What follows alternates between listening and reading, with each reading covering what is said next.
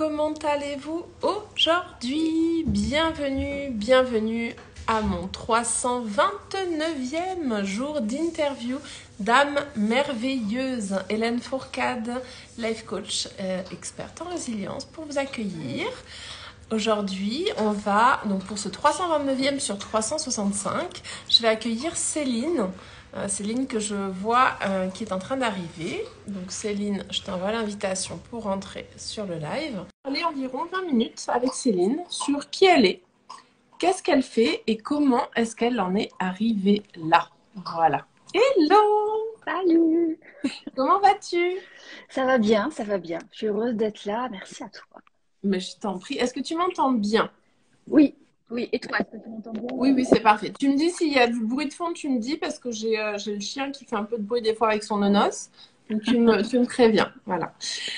Du coup, je disais, on va passer à peu près 20 minutes ensemble. 20 minutes durant lesquelles je vais te découvrir puisque je ne te connais pas encore.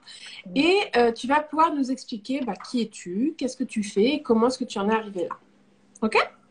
Ok. Alors, je te propose qu'on commence par cette question et puis tu peux y répondre de manière assez succincte. Sur qui es-tu? Qui es-tu? Euh, J'aime beaucoup la question parce qu'en fait, j'ai l'impression d'être toujours quelqu'un de différent. Tu sais, j'ai toujours du mal à définir, en fait, Je à comprends. poser des étiquettes. Et donc, qui je suis, en tout cas, ce qui bouge pas, c'est que je suis une maman. Voilà, j'ai 3 grands garçons. Euh, Et la vie de maman a été précieuse pour moi. C'était un beau spectacle de regarder ses enfants grandir. Je crois que c'est le plus beau spectacle de la vie. Donc il y a ça déjà qui fait partie de mon identité. J'aime le voyage profondément. J'aime bouger. C'est ce qui me remet en mouvement en fait, le fait en mouvement intérieur, enfin voilà, de voyager. Et j'aime transmettre. Voilà, je crois que ça pourrait résumer un petit peu un bout de qui je suis. C'est absolument parfait et j'adore parce que du coup, ça donne quelques pistes sans trop en donner.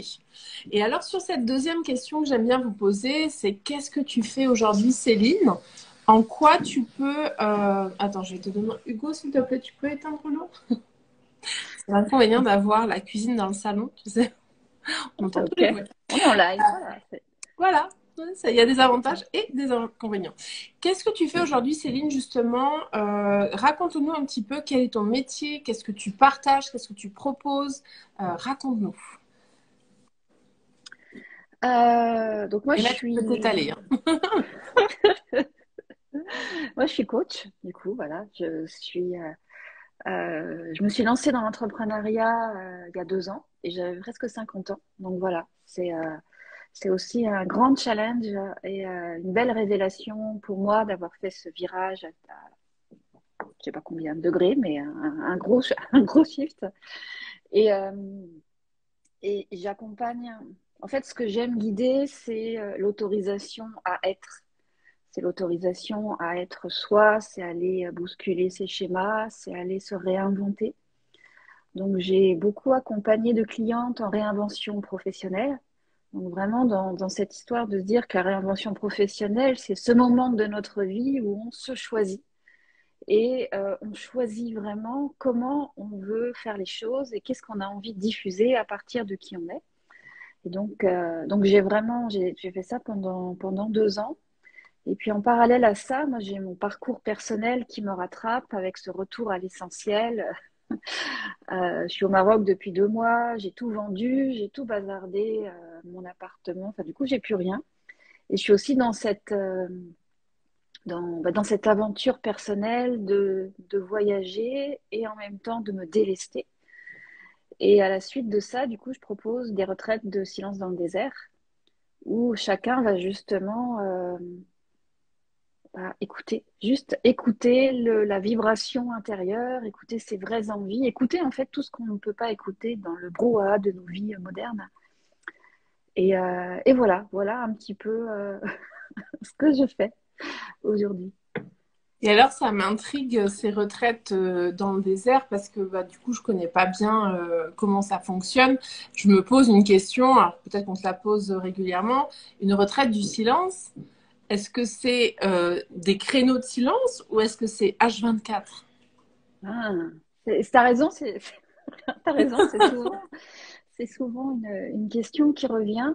Il y a plein de formes, on peut faire des retraites de silence de plein de formes différentes. Moi, la mienne, en fait, on ouvre l'espace de silence le matin, après le petit déjeuner, et on le ferme au coucher de soleil. On va se mettre sur la dune, on regarde le coucher de soleil, et là, on rentre dans un autre espace qui est un espace de vivre ensemble, de partage. Mais ce qui est drôle, c'est que au bout de quelques jours, en fait, dans toutes ces journées, on n'a plus l'impression d'être dans le silence. Et quand on mange, on prend le repas du midi dans le silence. Et en fait, même si le premier jour, c'est peut y avoir une gêne, quelque chose, on s'en aperçoit même plus tellement, en fait, on communique au-delà des mots. Il y a quelque chose. Et en fait, on se rend compte que les mots sont pas toujours utiles pour rentrer vraiment en contact avec l'autre. Et le soir, quand on sort de cette journée de silence, on se dit, ah, on va pouvoir parler et tout. Et en fait, non. La parole, elle est juste essentielle. Tu sais, elle s'est imprégnée de tout ce qui a été vécu à la journée, dans la journée. Et du coup, c'est plus du bavardage, c'est plus vraiment les choses qui se posent sont des choses profondes. Moi, j'adore ça. J'adore ça.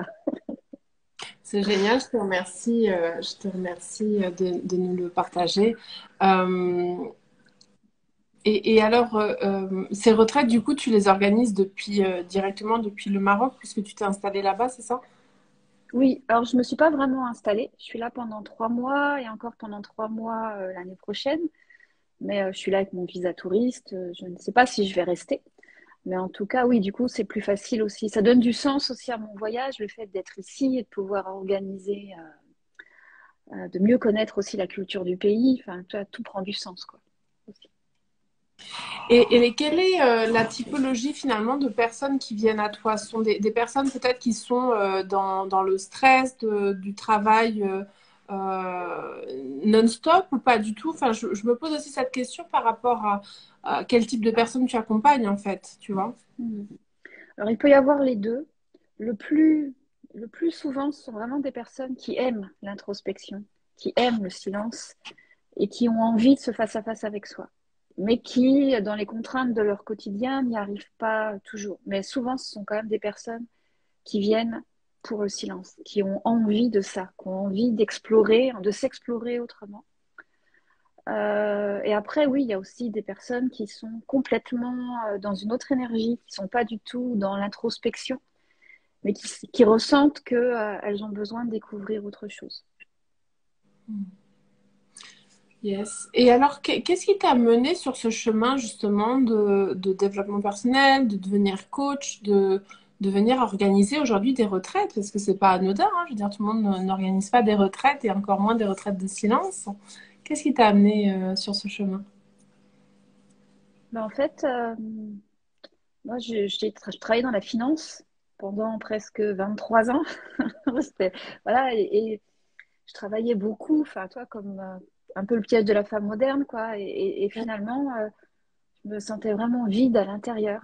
Et, euh, et puis à un moment donné, bah voilà, j'étais tellement stressée, tellement sollicitée dans mon métier que mon corps a lâché. Et j'ai vraiment pris cet engagement avec moi-même que le truc que je voulais retrouver, c'était juste me sentir vivante, quoi. Euh, et, et je crois que c'est vraiment ouais, la porte d'entrée de ce changement de vie et dans le développement personnel, c'est sortir du vide, sortir de ce vide intérieur, de ce truc où toutes les cases sont cochées, tu sais, tu as plein de choses belles autour de toi, et puis en même temps, tu as cette honte de se dire, mais en fait, je suis même pas capable de savourer, quoi. Et toi, il y a un truc qui fait mal. Et j'ai plus voulu de ça. Hmm. Ouais, c'est intéressant ce que tu me partages parce que c'est souvent pour ça que je te demandais quelle typologie de personnes tu accompagnais, parce que ce qui m'est venu en tête en premier, c'est vraiment les personnes qui sont tu vois, dans le travail, dans à fond, à fond, à fond, puis à un moment donné qui en ont juste ras-le-bol et qui veulent juste faire un fou, revenir à soi en Mm. fait et s'échapper un petit peu de cette vie effrénée qu'est le travail. Oui, Donc c'est pour ça que je te demandais un petit peu quelle était la typologie des personnes qui venaient à toi. ouais, ouais, ouais. Il y a deux choses qui me viennent. Il y a le désert, en fait, c'est une expérience qui est hyper intense. Et quand tu conjugues avec le silence, ça donne vraiment quelque chose de émotionnellement très fort.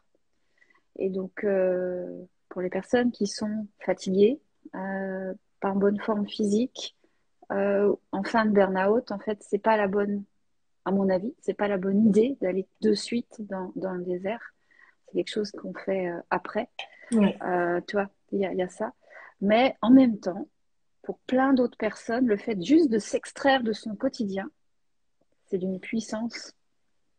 Parce qu'en fait, c'est comme si tu changes toute l'eau de l'aquarium, en fait. T'as plus de repères, t'as plus d'habitude, t'as plus de conditionnement. Tu vas faire pipi derrière la dune, tu te laves pas. Tu vois, tu changes vraiment. C'est une expérience, je pense, hein. C'est une expérience. Et du coup, tu changes tellement de choses en même temps que ton mental, il sait plus trop.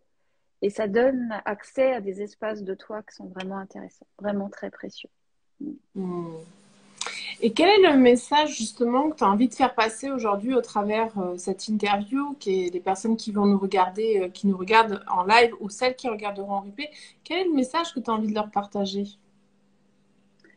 Euh, je crois que s'il y en avait qu'un, c'est vraiment de prendre soin de ce qui résonne à l'intérieur, de prendre soin de ses envies, prendre soin de ses rêves en fait. Parce que je crois qu'on n'a rien de plus précieux que la vie, cet espace de vie, ce qui nous fait vibrer, ce qui nous anime, nos vraies envies de vie, quoi. Et je crois que c'est ça, c'est vraiment d'en prendre soin. Alors, c'est pas toujours facile, peu importe, mais c'est juste d'en prendre soin, quoi. D'aller les nourrir, d'aller. Ça serait Aujourd'hui, ça, tu as, mon message. aujourd'hui, personnellement, à titre personnel, tu as récupéré justement tes envies, tes désirs. C'est quelque chose que tu as retrouvé, puisque peut-être que tu l'avais un peu oublié ou pas du tout. Bah moi, quand je suis arrivée il y a 2 ans, j'avais tout oublié. Je savais même plus de quoi j'avais envie, en fait. Tu sais, quand tu te coupes de toi, tu sais même plus dire bah, de quoi j'ai envie, c'est quoi mon rêve. Et oui, ça, j'ai retrouvé, oui. J'ai retrouvé, peut-être un peu trop parfois, C'est jamais mais, trop. mais ouais. C'est comme ça que finalement le chemin s'est ouvert. C'est en allant chercher les expériences qui font vibrer, en fait. Et peu importe que ça soit pro ou pas, parce que sinon on se met trop la pression, hein. Juste, c'est d'aller remettre de la vie à l'intérieur et se dire que le chemin il s'ouvre à partir de comment on se sent à l'intérieur. Et plus on se sent nourri de l'intérieur, et plus on va être en capacité d'avoir envie de créer quelque chose de nouveau, de sentir ce qui est juste. C'est ça qui donne une direction au chemin. Et donc c'est ça, c'est vraiment comment je peux chaque jour aller me nourrir, faire des choses qui me font du bien et prendre conscience que c'est avec cet état intérieur que je construis de belles choses. Super, magnifique en tout cas, merci de ces partages. Concernant ta façon de travailler, tes accompagnements, sous quelle forme on travaille avec toi aujourd'hui? C'est via Zoom, en dehors des retraites, hein, je parle, hein. Mhm. C'est sous forme de en ligne ou en présentiel aussi? Comment ça se passe? Pour l'instant, c'est sur Zoom, donc c'est vraiment c'est en direct. Et moi, j'aime bien mélanger le groupe, les vidéos préenregistrées, le live, enfin, qui est vraiment une proximité et qu'on s'appuie sur plusieurs supports. Ok. Voilà, mais sinon, ouais, c'est sur Zoom, hein. Et puis, beaucoup de WhatsApp aussi. J'aime beaucoup les audios. Et j'aime beaucoup ces partages qu'on fait dans l'instant. Se poser, en fait, et pas attendre la prochaine séance, mais juste dire, Céline, là, il y a vraiment un truc qui m'est venu, et paf, paf, on fait un audio, et des fois, c'est souvent d'ailleurs, il se passe de belles choses dans cette instantanéité et cette proximité. Voilà. Yes, super. Avant de se quitter, donc on a encore un peu de temps devant nous, mais du coup c'est vrai que donc plusieurs choses. La première, c'est quand je vais publier la vidéo, tu pourras venir inscrire sous la vidéo tes coordonnées. Ça c'est la première chose. Et la deuxième, est-ce que tu pourrais nous partager donc 3 inspirations? Ça peut être des personnes, des livres, des films, peu importe, mais 3 inspirations que tu as eues qui t'ont accompagné justement sur ce cheminement et qui t'ont inspiré à devenir qui tu es aujourd'hui. Et donc en dehors de la famille et des amis, puisque je vais te demander de les citer en commentaire également avec tes coordonnées. La première qui me vient, c'est Kim Benour. Donc, Kim Benour a créé un mouvement SDAM et c'est lui qui m'a emmené une première fois dans le désert, une deuxième fois dans le désert. Et c'est sur Ça le te vient sommet de de cette... là. Ça vient de là. Et donc, c'est vraiment sur cette dune où j'ai senti qu'il se passait quelque chose et qu'il allait se passer quelque chose. Voilà. Donc Hmm. ça, c'est vraiment la première inspiration. Et je vous invite vraiment à aller voir ce que fait cet homme. Il est très, très présent sur LinkedIn. Il est, voilà, c'est une source d'inspiration pour moi. Alors, pas la famille, tu as dit. Sinon, j'allais Oui, dire mon frère. non, pas la famille. Pas, pas la famille. Euh, alors, moi, j'aime beaucoup le podcast de Chloé Bloom, qui est pour moi une source d'inspiration dans le côté d'aller écouter, de poser les mots en fait sur l'intérieur, sur sa spiritualité, sur voilà. Donc ça le podcast de Chloé Bloom, ouais, je le mettrais bien. Voilà. Et puis en troisième personne, bah, une femme qui m'est chère, Salma Rizolet, avec qui je fais partie de son académie et avec qui j'ai passé beaucoup de beaux moments dans la construction de l'être. Voilà. Yes, magnifique personne, Marie Zolé, que j'embrasse et que je salue. Bah écoute, Céline, merci beaucoup pour ces partages, pour nous avoir un petit peu dévoilé qui tu es aujourd'hui, qu'est-ce que tu fais et quel a été ce parcours justement qui t'a amené à faire ce que tu fais aujourd'hui. C'était un plaisir de faire ta rencontre. Est-ce que tu aimerais, avant que l'on se quitte, nous faire un dernier petit partage? Euh, Oui, qu'est-ce que je pourrais dire? Là, on est au mois de décembre. Donc moi, je me rends pas compte parce qu'au Maroc, on fête pas Noël et il fait tellement Ah chaud oui. que c'est pas du tout l'énergie de Noël. Mais je vais bientôt rentrer voir mes enfants. Et pour moi, décembre, c'est aussi un mois qui est très spécial parce que c'est le dernier mois de l'année. Donc c'est le mois aussi où on clôture certains dossiers. C'est aussi une façon d'aller fermer euh, ces choses dont on ne veut plus ou des choses voilà, des histoires qui se terminent et pour faire la transition et aller s'ouvrir sur autre chose et ouvrir une intention pour 2023. Donc c'est ça que j'avais envie de partager en fait, c'est comment on peut tout ensemble profiter de ce mois de décembre pour clôturer ce qui nous convient plus et aller ouvrir des espaces pour accueillir ce qu'on a envie. Yes. Voilà. Et ben, je partage aussi cette idée de venir justement poser ses intentions pour 2023 aussi. Hein, c'est le moment de s'asseoir, de réfléchir, de faire le bilan de ce qu'il y a eu et de visualiser aussi ce qu'on a envie d'avoir ou de voir venir en 2023. Donc c'est vraiment un espace que j'aime beaucoup moi aussi, euh, cette introspection et c'est un peu comme faire un bilan. Puis ouais, bon, c'est un chouette moment, donc je vous invite à le faire également. Et on a Lydie qui nous dit une belle nouvelle année arrive, alors bilan de 2022. Exactement, c'est ça. On fait le bilan sur 2022 et plein de petits soleils pour 2023, nous dit Lydie. Et c'est exactement ça. En tout Ouais. cas, merci beaucoup Céline. Merci à vous tous qui étaient présents. Merci à ceux qui repasseront en replay. On est arrivé à la fin de cette interview. Pour ma part, je vous retrouve demain pour mon prochain live. Et puis, ben, il me reste à vous souhaiter une excellente soirée et vous dire à demain. Je vous fais plein de gros bisous. Merci à toi, Hélène. Merci à vous. Merci. Au revoir.